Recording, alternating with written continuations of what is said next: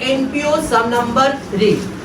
Following is a receipt and payment account of Pranali Sports Club, Pune, and additional information given below. You are required to prepare income and expenditure account for the year ended 31st March 2019 and balance sheet as on that date. आपको income and expenditure account बनाना है और balance sheet बनाना है. आपका year and क्या है जरा ध्यान से देखना. तो receipts and payment for the year ended 31st March 2019. Very important year, जरा ध्यान देना. जब साल खत्म हो रहा है 31st मार्च 2019 को, तो ये साल चालू कब हुआ रहेगा? 1 April 2018. In short you can say 2018-19 ये आपका करंट ईयर है. करंट ईयर मतलब जिस साल का हिसाब किताब कर रहे हो, बराबर है. तो सर इसके ऊपर वाला ईयर क्या हो जाएगा? मतलब 2017 और 18 क्या हो जाएगा? तो बोलूंगा इसे हम लोग PY कहेंगे, प्रीवियस ईयर. 2017-18 क्या हो जाएगा? Previous year. और वही जगह पे अगर मैं लिखता हूँ 2019-20, तो इसे हम लोग कहेंगे एडवांस ईयर. जरा ईयर के साथ देखो मैं क्या कर रहा हूँ. हमारा ईयर था 18-19, तो 2018-19 मेरा करंट ईयर है. लेकिन इसका पिछला साल यानी कि 17-18, मार्च 18 में खत्म हुआ तो अप्रैल 2018 में चालू होता है ना साल. तो इसे हम लोग क्या कहते हैं? Previous year. और इसके बाद वाला 19-20 इसे हम लोग एडवांस ईयर कहते हैं. बात समझ में आएगा? क्लियर है? पक्का. सर आपने ईयर के बारे में क्यों बताया? मुझे सब में थोड़ा इंपॉर्टेंस है इसका. अंडरस्टूड. करंट ईयर क्या है, प्रीवियस ईयर क्या है, असेसमेंट ईयर यानी कि एडवांस ईयर क्या है, समझ में आएगा? पक्का समझा है सबको? फाइन. बढ़ते अब क्वेश्चन की तरफ, देखते हैं क्या दिया. तो अपने को रिसीव पेमेंट दिया है, बट मेरा मेन मोटिव क्या है? कैपिटल फंड फाइंड करना. क्या ये बिजनेस पहली बार चालू हुआ है क्या? नहीं. तो कैश इंट्रोड्यूस वगैरह तो रहेगा नहीं. पैराग्राफ में एडिशनल इंफॉर्मेशन दिया है और फिर एंट्रेंस फीस, कैपिटलाइज डोनेशन का दिया है, सब्सक्रिप्शन दिया है. Following balances appeared on 1 April 2018 दिया है. Outstanding subscription for the current year, closing stock of source material. बस मतलब कहीं पे भी कैपिटल फंड नहीं दिया गया है. इसका मतलब अपने को कैपिटल फंड फाइंड करना पड़ेगा और कैपिटल फंड फाइंड करने के लिए ओपनिंग बैलेंस शीट बनाना पड़ेगा. अब तक जितने भी सम्स आपने किए उसमें कैपिटल फंड दिया था, इस क्वेश्चन में नहीं दिया है. तो कैपिटल फंड फाइंड करने के लिए क्या करना पड़ेगा? ओपनिंग बैलेंस शीट बनाना पड़ेगा. सर हम लोग कैसे बनाएंगे? तो देखना आपको एडजस्टमेंट नंबर 4 अगर ध्यान से देखोगे तो इसमें आपको बैलेंसेस दिख रहे हैं. देखो क्लियर दिया है. Following are the balances appeared in the book as on 1 April 2018. अभी आपको एक ईयर दिखाया था मैंने, 1 अप्रैल 2018. ये आपका ओपनिंग डेट और ये आपका क्लोजिंग डेट है ना.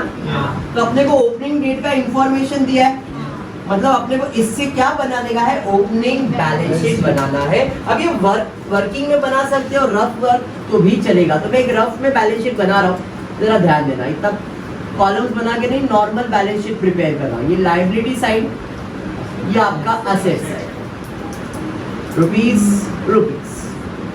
ठीक है. ओ चलो स्टार्ट करते. जो असेट रहेगा वो असेट में लिखेंगे, जो लायबिलिटीज रहेगा लायबिलिटीज में लिखेंगे. इसको क्लोज करेंगे. जो बैलेंस आएगा वो हमारा कैपिटल फंड होगा. समझा क्या?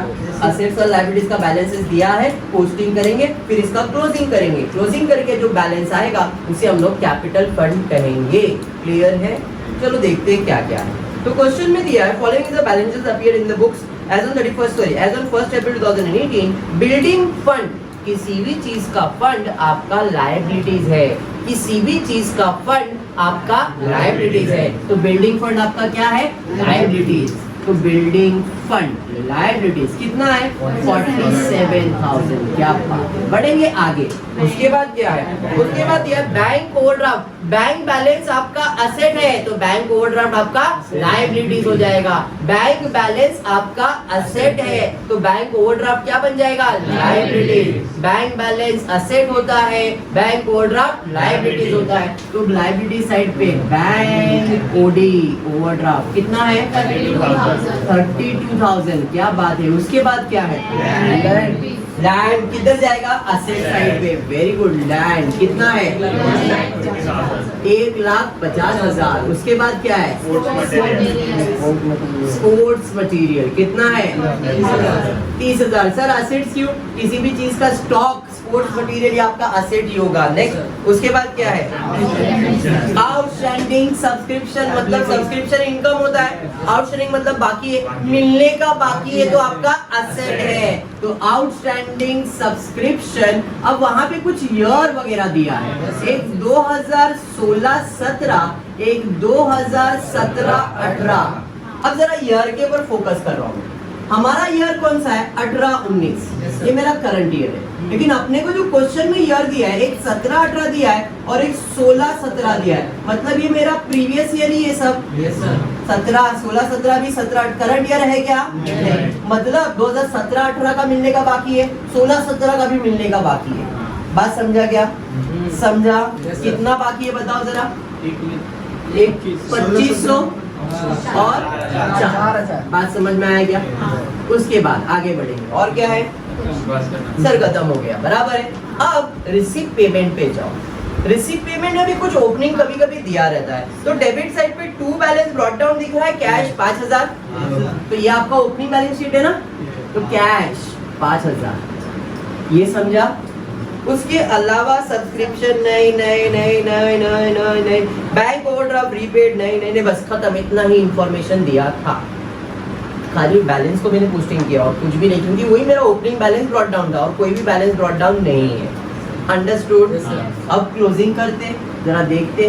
तो असेट साइड का ही टोटल ज्यादा रहेगा। 20 20 20 20 20 20 20 0 5 0 0 0 2 और 2 6 और 5 6 5 11, एक ऊपर 8 और 1 9 और 9 और 1 1,91,005।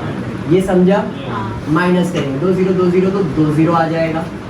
0 0 0 में 5 ऐड करेंगे तो 5 आ जाएगा, बराबर है। 7 और 2 9, 9 में कितना ऐड करेंगे तो 1 आएगा। 9 में 2 ऐड करेंगे तो 11 आएगा। 11 का 1 और 1 ऊपर 7 और 1 8, 8 में 1 ऐड करेंगे तो 9 आएगा। 9 और 1 में 1 तो 1,12,500 ये मेरा कैपिटल फंड है। बात समझा? समझ में आया? कैपिटल फंड मिल गया। अंडरस्टूड? फिर कैपिटल फंड लिख दो। Capital fund 1,12,500। सबको समझा? दूसरा स्टेप क्या है? कॉपी पेस्ट करना बैलेंस शीट, मतलब ये पूरा बैलेंस शीट फिर से कॉपी पेस्ट करना है, लेकिन इनर कॉलम में। तो स्टार्ट करेंगे। पहला है बिल्डिंग फंड 47,000, बैंक ओवरड्राफ्ट 32,000। फिर उसके बाद असेट साइड पे लैंड कितना? 1,50,000। स्पोर्ट्स मटेरियल आपको मैंने इसके बारे में बताया है। किसी भी चीज का स्टॉक दिया, देखो एडजस्टमेंट में स्पोर्ट्स मटेरियल का स्टॉक दिया है, दिया है ना? तो आपको क्या करना पड़ेगा? फॉर्मेट बनाना पड़ेगा। किसी भी चीज का अगर स्टॉक दिया, अभी स्पोर्ट्स मटेरियल का स्टॉक है और एडजस्टमेंट में भी दिया है, भाई स्टॉक का स्पोर्ट्स मटेरियल दिया है, मतलब अपने को क्या करना पड़ेगा? फॉर्मेट बनाना पड़ेगा।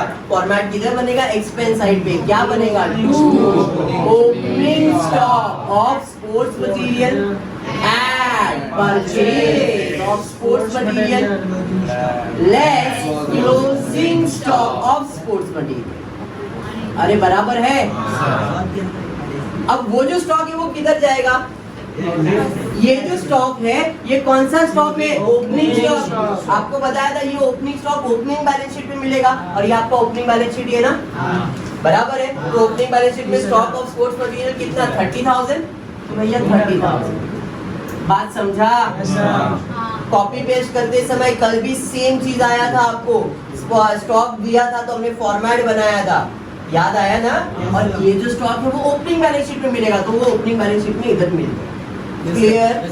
उसके बाद आउटस्टैंडिंग सब्सक्रिप्शन जैसा दिया वैसे लिख दो। आउटस्टैंडिंग सब्सक्रिप्शन कितना है? तो 2016-17 का है 2500, फिर 2017-18 का है 4,000। बात समझा गया? उसके बाद कैश नहीं लिखेंगे सर, क्यों? क्योंकि ये तो ओपनिंग बैलेंस है, अपने को क्लोजिंग बैलेंस चाहिए जो अपने को रिसीव पेमेंट में मिलने वाला है। बात समझा ना? इतना समझा है? पक्का? देखो मैंने क्या क्या चेंज किया, सब कॉपी पेस्ट किया। अभी ये नहीं किया, क्यों नहीं किया? क्योंकि ये स्टॉक दिया था तो ओपनिंग स्टॉक में चला गया। कैश नहीं लिखते, कभी नहीं लिखोगे, क्योंकि वो आपके रिसीप्ट साइड पे रहता ही है। इधर से वो जाता किधर? रिसीप्ट साइड पे जो आपके क्वेश्चन में है, इसलिए कैश और ये चीज आपने नहीं लिखा, बाकी सबको इनर कॉलम में पोस्ट। अंडरस्टूड? अभी मार्किंग करोगे कौन सा चीज इधर जाएगा। रिसीप्ट साइड से स्टार्ट करेंगे। पहला है आपका बैलेंस ब्रॉट डाउन, इग्नोर मारेंगे, ओपनिंग बैलेंस शीट में ऑलरेडी आ चुका है वो। उसके बाद सब्सक्रिप्शन क्या है? इनकम। सब्सक्रिप्शन क्या है? इनकम, तो वहां पे इनकम लिखेंगे। डोनेशन क्या है? Income. Entrance fees, income. Life membership fees, income. Tournament receipt, income. समझ में आया क्या? पेमेंट साइड पे bank overdraft, expense. Salary, expense. Electricity charges, expense. Municipal tax, expense. Purchase of sports material, expense. Next general expense, expense. Billiard expenses, expense. Repairs of ground, expense. Tournament expense, expense. Balance carried down asset. बात समझ में आया क्या? पक्का समझा? Adjustment में जाते हैं। एडजस्टमेंट में पहला एडजस्टमेंट है 50% of donation are for building fund. Adjustment donation के ऊपर है, डोनेशन को स्टार मार्क करेंगे भाई साहब, आपके ऊपर एडजस्टमेंट है। क्लियर है? तो डोनेशन को स्टार मार्क करो, भाई साहब के ऊपर एडजस्टमेंट है। सेकेंड एडजस्टमेंट क्या है?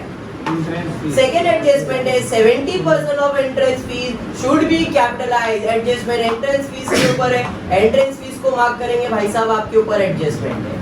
Next subscription for ₹500 for the year 16-17 and ₹1000 for the year 17-18 is still in arrear.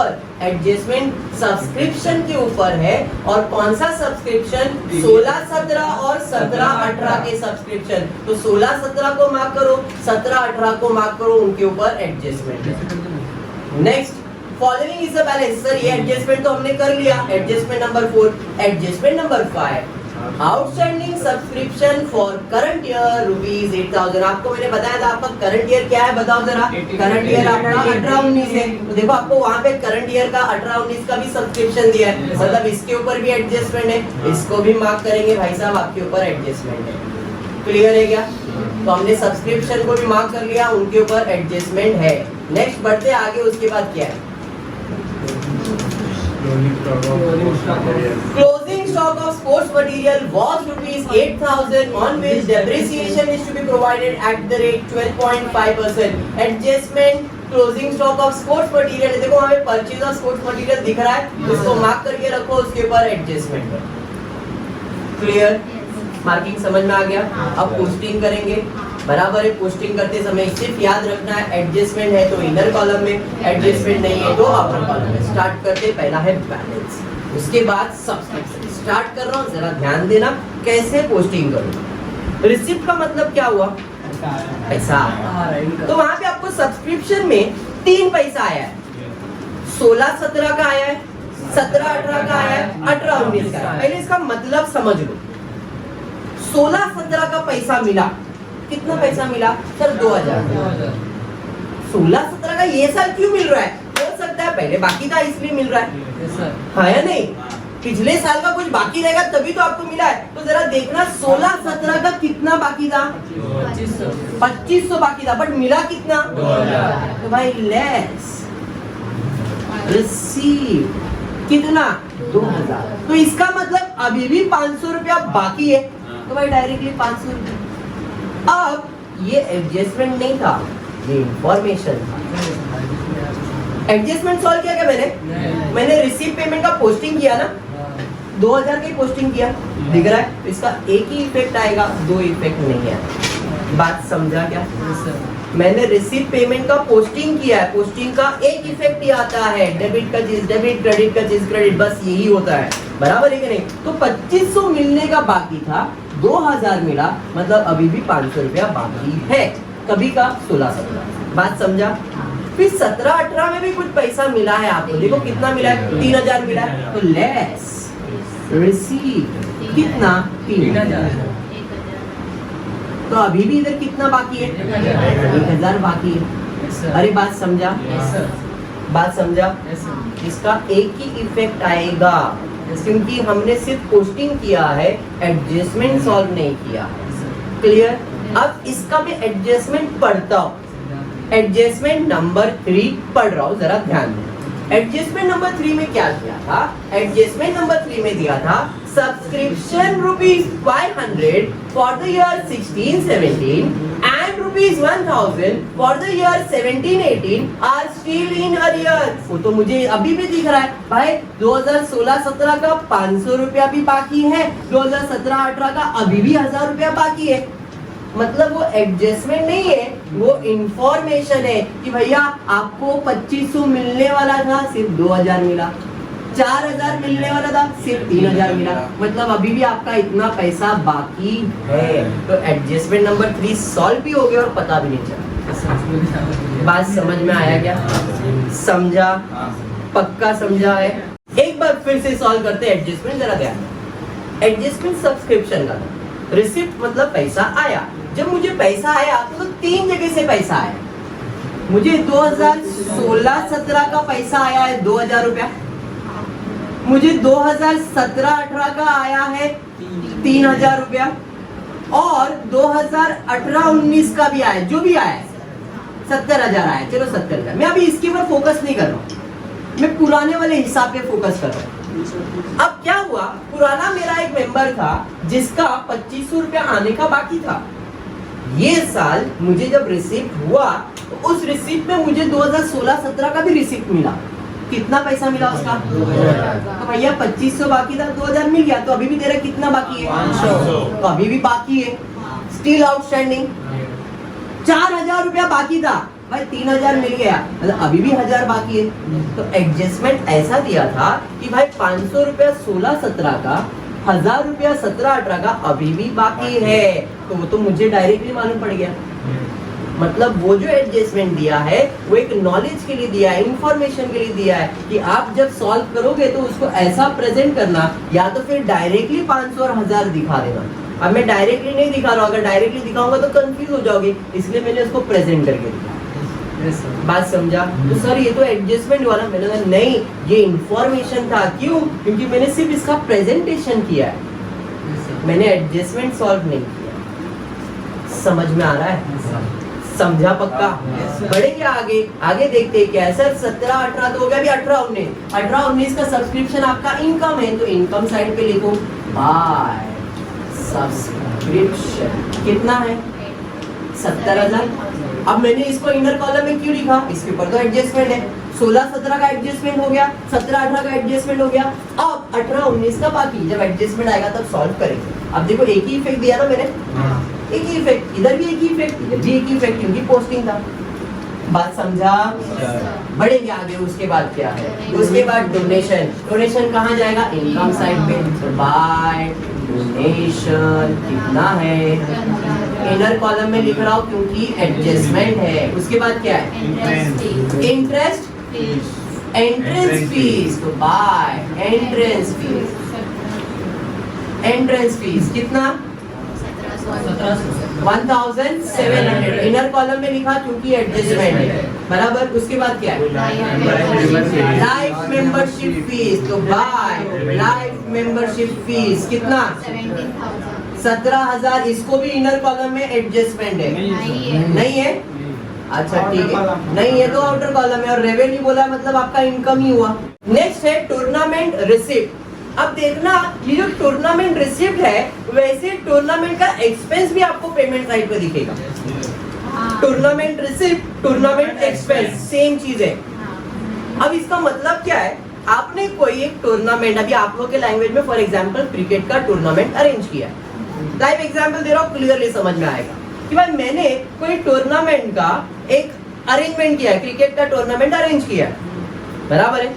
अब वो अरेंज करने के लिए मैंने खर्चा किया रहेगा, भाई ग्राउंड वाले को पैसा दिया रहेगा, फिर प्राइजेस का, डिस्ट्रीब्यूशन का खर्चा किया रहेगा, किट का, स्पॉन्सरशिप का, सबको मैंने खर्चा किया रहेगा, मतलब कहीं ना कहीं एक्सपेंस हुआ रहेगा। अब मैंने क्या किया, उसके लिए एक एंट्री फीस रख दी कि भाई जिसको जिसको देखने का है 50 रुपए एंट्री फीस है, तो उधर से रिसिप्ट भी मिला मुझे, हाँ है नहीं। तो मैं बोलूंगा टूर्नामेंट का रिसिप्ट हुआ 50,000 पर खर्चा हुआ 40,000, इसका मतलब 10,000 फायदा हो गया, हाँ या नहीं।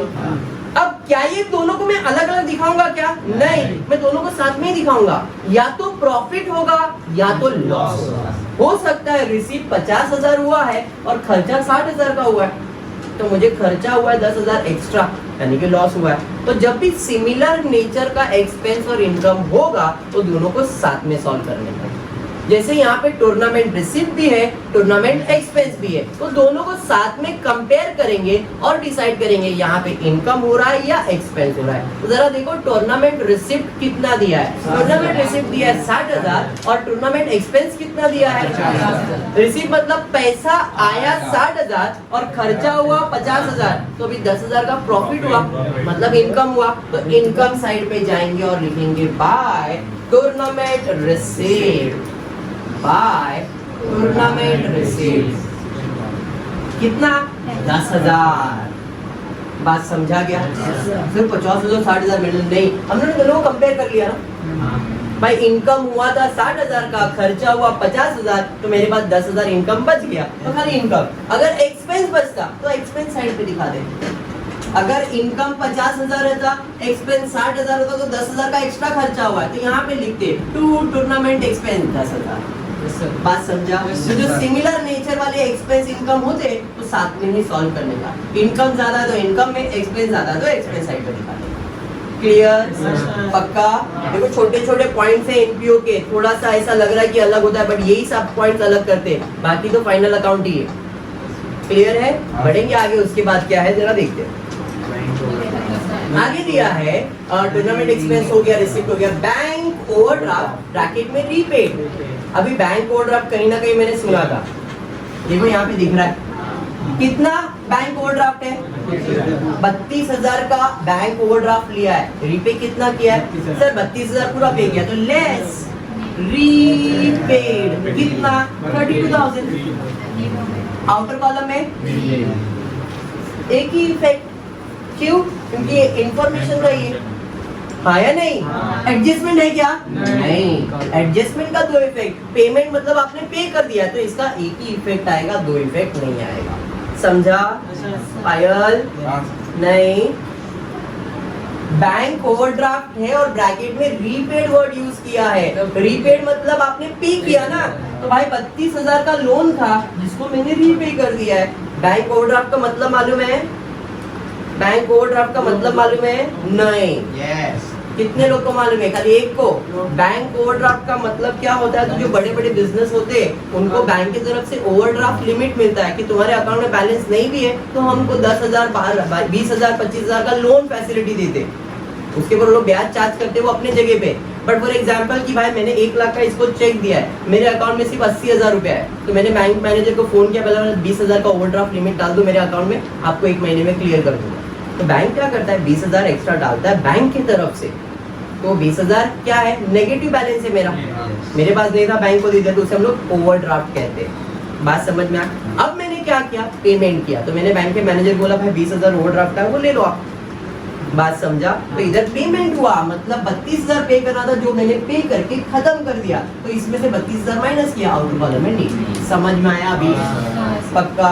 बढ़ेंगे आगे, उसके बाद क्या है? सैलरी किधर जाएगा? एक्सपेंस साइड पे। एडजस्टमेंट है क्या? सैलरी कितना है? 10,000 आउटर कॉलम में डाल देंगे, कोई एडजस्टमेंट नहीं है। उसके बाद क्या है? इलेक्ट्रिसिटी चार्जेस कितना है?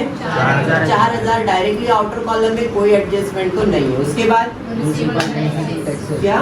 म्युनिसिपल टैक्सेस, एडजस्टमेंट है क्या? म्युनिसिपल टैक्स कितना है? 2,700। उसके बाद इधर आ जाएगा परचेज ऑफ स्पोर्ट्स मटेरियल कितना है? 50,000। क्या बात? 50,000। उसके बाद क्या है? General expenses, general expenses 500।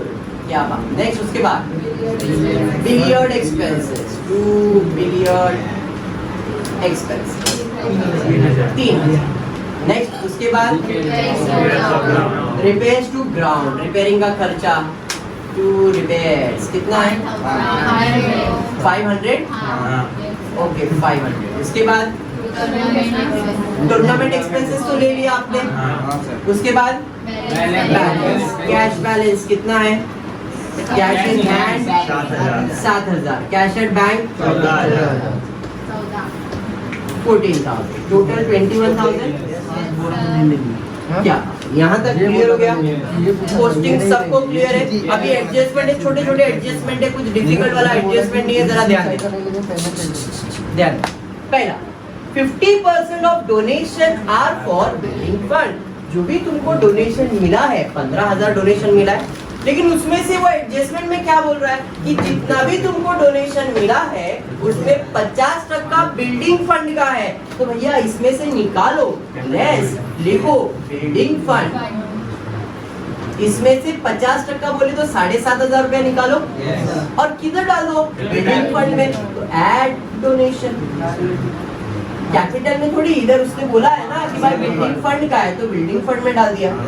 In short ये भी कैपिटलाइजेशन जैसा ही है। कैपिटलाइजेशन में कैपिटल में डालना है, बट यहाँ पे कैपिटल में नहीं बिल्डिंग फंड में डालना है। एडजस्टमेंट समझ में आया? तो भैया इसमें से निकालो बिल्डिंग फंड में डालो। एडजस्टमेंट है, दो इफेक्ट तो देना पड़ेगा। क्रेडिट साइड पे माइनस किया तो डेबिट, और लायबिलिटी साइड पे ऐड किया क्रेडिट, पे ऐड किया क्रेडिट। बात समझ में आया? पक्का? बढ़ेंगे नेक्स्ट एडजस्टमेंट की तरफ। 70% of entrance fees should be capitalize. Capitalize का मतलब है उसमें से निकालो कैपिटल में डालो, उसमें से निकालो कैपिटल में डालो, उसमें से निकालो कैपिटल में डालो, इसमें से निकालो एंट्रेंस फीस से निकालो तो लेस कैपिटलाइज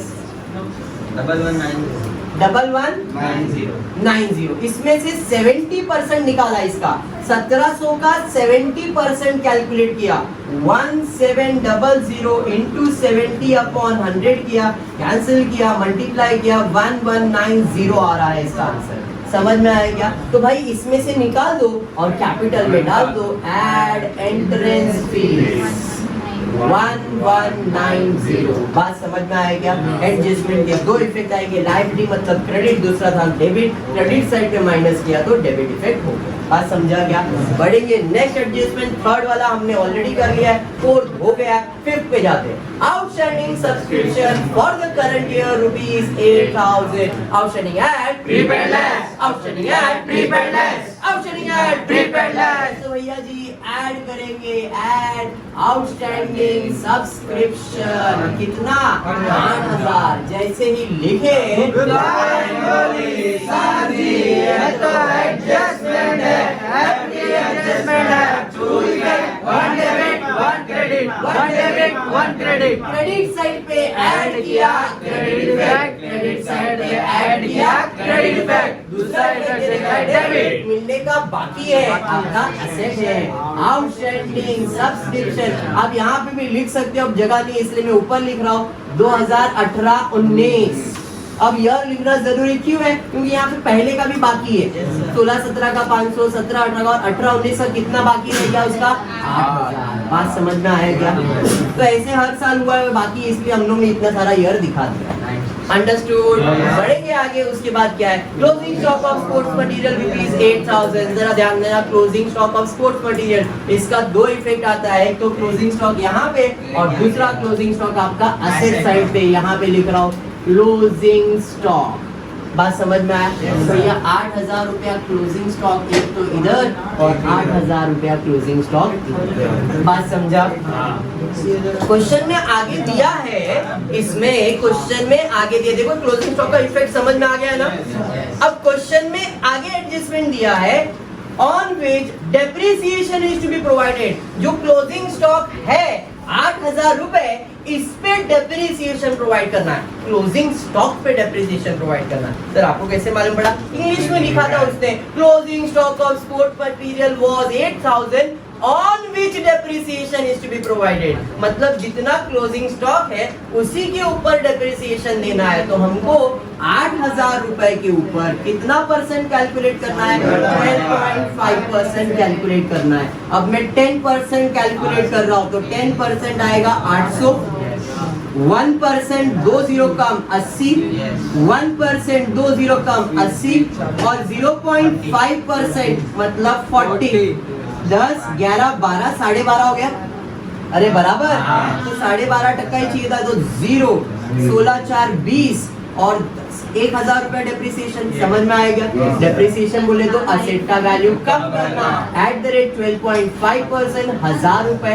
अरे समझा? और सर जी ये तो एडजस्टमेंट है, every adjustment have two effect, one debit one credit, one debit one credit. Asset बोले तो डेबिट साइड, डेबिट साइड पे माइनस किया क्रेडिट इफेक्ट, डेबिट साइड पे माइनस किया क्रेडिट इफेक्ट। दूसरा इफेक्ट चलेगा debit to depreciation on sports material 1,000 rupees. समझा? ये पक्का समझा? सारे एडजस्टमेंट सॉल्व हो गए? हाँ सर सारे एडजस्टमेंट सॉल्व हो गए। अब बचता है क्लोजिंग। एक एक करके अकाउंट क्लोज करते। पहले इधर आते, 30 में 50 ऐड करेंगे, 80 में 8 माइनस करेंगे तो 72,000 माइनस करना है ना क्लोजिंग, बराबर है। और कुछ है क्या? नहीं। इधर 8,000 ऐड करेंगे तो 78,000 माइनस करेंगे 7,500 माइनस करेंगे 0, 1, 7, 8 मतलब 6, 5 आ जाएगा 510, बराबर ना? तो ये साइड का टोटल ज्यादा था 1,13,010 माइनस करते 0,0,0,0,0 आ जाएगा। 0,0,0,0,0 में 1 ऐड करेंगे तो 1 आ जाएगा। 0,0,0,7 7 प्लस 5 12, 12 प्लस 5 12 प्लस 5 17, 17 में कितना ऐड करेंगे तो 0 आएगा। 17 में 3 ऐड करेंगे तो 20 आएगा। 20 का 0 और 2 क्या आएगा? 2 और 2 4, 4 और 4 8, 8 और 2 10, 10 और 3 13, 13 और 1 14, 14 में कितना ऐड करेंगे तो 3 आएगा। तो 14 में 9 ऐड करेंगे, 14 में 9 ऐड करेंगे तो 23 आएगा। 23 का 3 और 2 ऊपर, बराबर है। 7 और 2 9, 1 10, 10 में कितना ऐड करेंगे तो 1 आएगा। 10 में 1 ऐड करेंगे तो 11 आएगा। 11 का 1 और 1 ऊपर, 1 में 0 ऐड तो 19,310 आएगा। बात समझ में आएगा?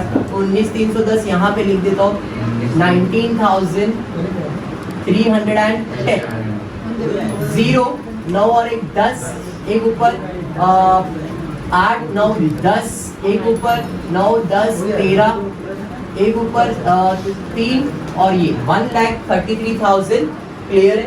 इधर का टोटल करते हैं 500 7 8 और 1 1,87,500। इधर का भी टोटल सेम 30 30 30 30 30 30 30 500 आ जाएगा, बराबर है। फिर 0 7 7 और 8 15, 15 और 1 16 और 1 17, 17 का 7 और 1 ऊपर 5 और 1 6, 6 7 8 और 1 तो 1,87,000। बात समझ में आया?